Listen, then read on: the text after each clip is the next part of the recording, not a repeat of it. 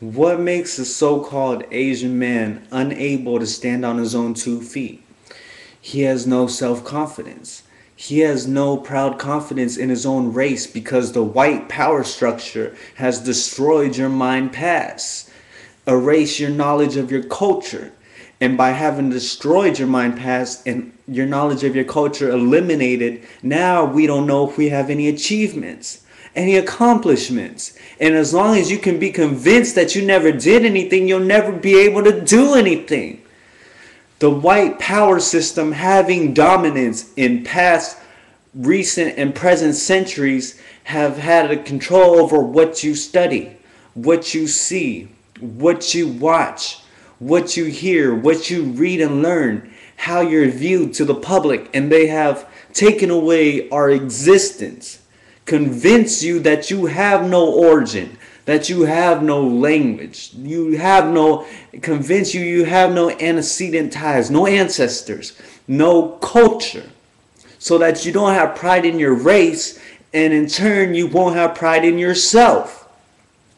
This is why white people teach their children about George Washington, about JFK, all these white heroes and white people. But we aren't pilgrims.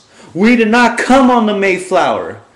When it comes time to teach our children about our existence and about our heroes, we are never taught about any of our heroes. We are never taught about any of the great gold-skinned Asian men that are standing on their 2 feet. We are never taught about the Asian men that became lawyers, that became scientists, inventors, that were astronauts. We are never taught about the great gold-skinned Asian men that were fathers of their culture and civilization.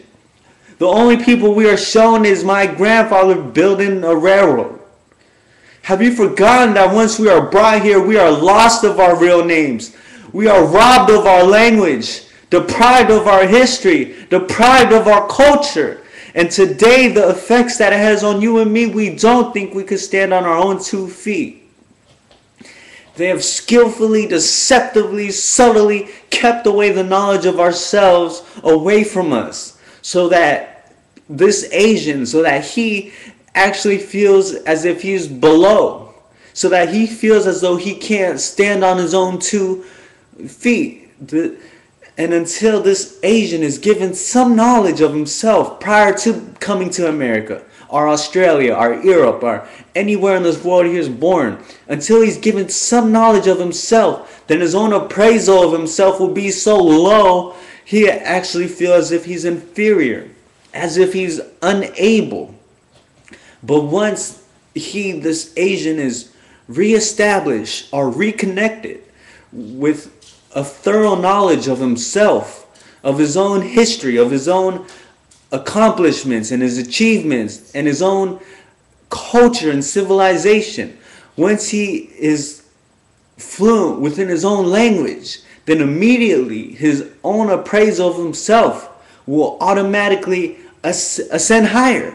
And his own appraisal of himself will become more positive, and his own attitude towards himself will automatically become more positive. And today, I see all of us gold-skinned Asians are starting to wake up. We are awakening from this hypnosis that these white people have been hypnotizing us with.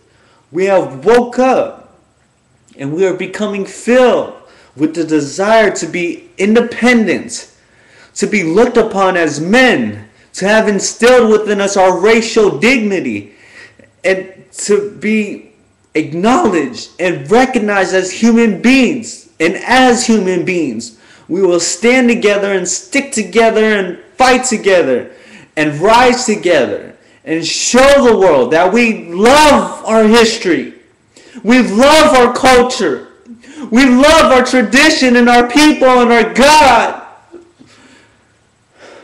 And many of us, by the way we've been acting, we even lost ourselves.